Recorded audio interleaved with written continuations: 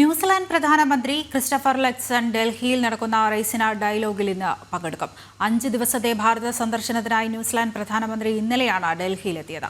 രാഷ്ട്രപതി ദ്രൗപദി മുർമു, പ്രധാനമന്ത്രി നരേന്ദ്രമോദി എന്നിവരുമായും അദ്ദേഹം കൂടിക്കാഴ്ച നടത്തും. വിവരങ്ങളുമായി ഗൗതമുണ്ട്. ഗൗതം, എന്തൊക്കെയാണ് വിശദാംശങ്ങൾ?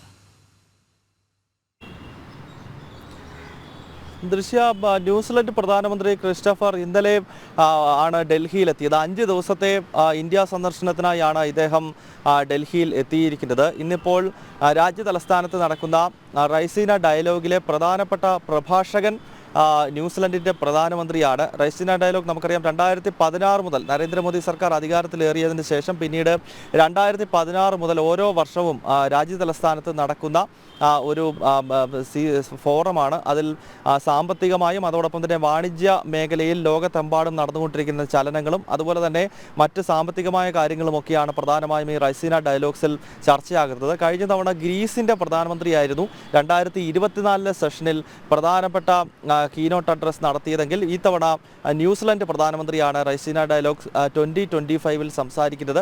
ഇദ്ദേഹം 5 ദിവസം ഭാരതത്തിൽ ഉണ്ടാകും, വിവിധ പരിപാടികളിൽ പങ്കെടുക്കുന്നുണ്ട്. ഒപ്പം രാഷ്ട്രപതി ദ്രൗപദി മുർമു, പ്രധാനമന്ത്രി നരേന്ദ്രമോദി, അതുപോലെ വിദേശകാര്യ മന്ത്രി ഡോക്ടർ എസ് ജയശങ്കർ തുടങ്ങിയ പ്രമുഖരുമായെല്ലാം കൂടിക്കാഴ്ച നടത്തും. ഗൗതമാണ് വിവരങ്ങൾ നൽകിയത്. ന്യൂസിലാൻഡ് പ്രധാനമന്ത്രി ഇന്നലെയാണ് ഡൽഹിയിലെത്തിയത്. റൈസിന ഡയലോഗിൽ ഇന്ന് പങ്കെടുക്കും. 5 ദിവസത്തിന് സന്ദർശനത്തിനായിട്ടാണ് അദ്ദേഹം ഭാരതത്തിലെത്തിയത്.